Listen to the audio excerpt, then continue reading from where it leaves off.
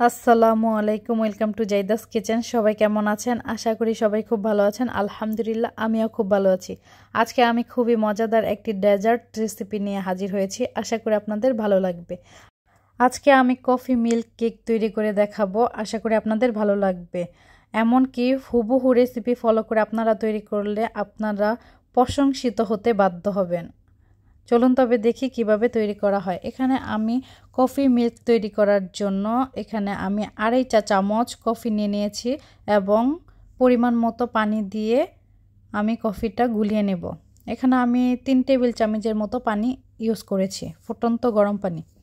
এখন আমি কেকটা তৈরি করার জন্য 2টা ডিম নিয়ে নিয়েছি, হাফ কাপ পরিমাণ চিনি এবং 3 টেবিল চামচ পরিমাণ কুকিং অয়েল বা আপনারা বাটারও দিতে পারেন।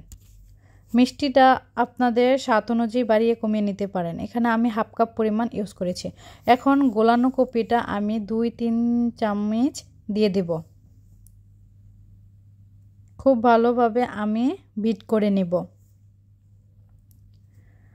আমার বিট করা হয়ে গেছে। এখানে আমি 1 কাপ পরিমাণ ময়দা নিয়েছি। 1 কাপ ময়দার জন্য এখানে আমি 1 চা চামচ বেকিং পাউডার নিয়ে নিয়েছি। এখন আমি খুব ভালোভাবে মিক্স করে নেব ডিম এবং চিনির সাথে। দেখতেই পাচ্ছেন আমার মিশ্রণটা তৈরি হয়ে গেছে। এখন আমি কেকটা বেক করে নেব। একটা আমি পাত্র নিয়ে নিয়েছি, এখানে আমি বেকিং পেপার বিছিয়ে দিয়েছি। এখন ব্যাটারটা আমি বিছিয়ে নেব।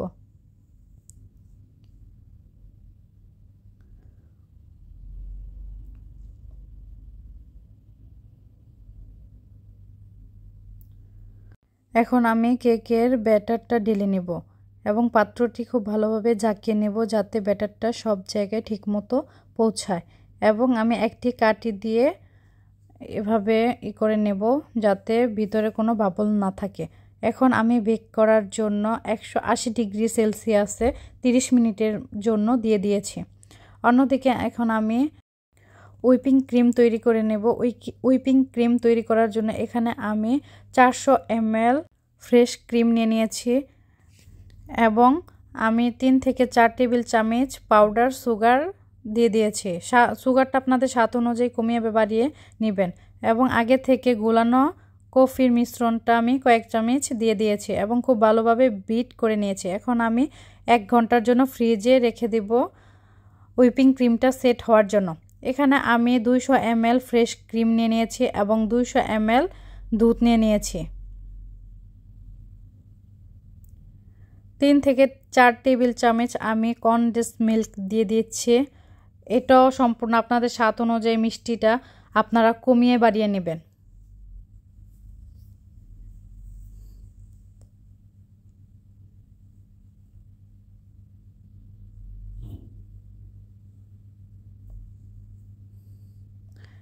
এখন আমি সবগুলো উপকরণ খুব ভালোভাবে মিক্স করে নেব।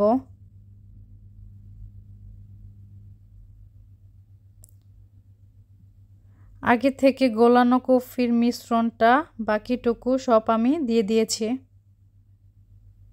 দিয়ে আমি সব একসাথে মিক্স করে নিয়েছি। এদিকে আমার কেকটাও তৈরি হয়ে গেছে। দেখতেই পাচ্ছেন কাঠিটা একদম ক্লিয়ার এসেছে। এখন আমি কেকটা উল্টিয়ে নেব। উপরটা নিচের দিকে দিব এবং নিচটা উপরে দিব।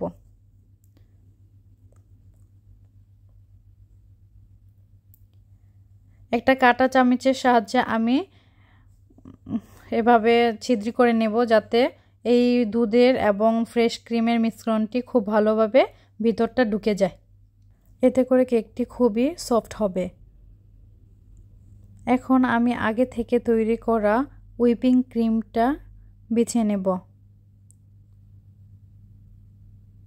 খুব ভালোভাবে আমি সাজিয়ে নেব কেকটা। আপনারা দেখতেই পাচ্ছেন আমার হুইপিং ক্রিমটা বিছানো হয়ে গেছে। এখন আমি কেকটা ডেকোরেশন করার জন্য এখানে আমি চকলেট মেল্ট করে নিয়েছি ওভেনে। একটি পাইপিং ব্যাগে ভরে আমি কেকটা ডিজাইন করে নিচ্ছি। দেখতেই পাচ্ছেন আমি কিভাবে ডিজাইন করছি, এটা আপনারা খেয়াল করে দেখলেই বুঝতে পারবেন। খুবই সহজ এই কেকটি তৈরি করা এবং খেতে খুবই অসাধারণ। এবং আমি যেই ডিজাইনটা করছি এই ডিজাইনটাও খুবই সহজ এবং দেখতে খুবই সুন্দর হয়।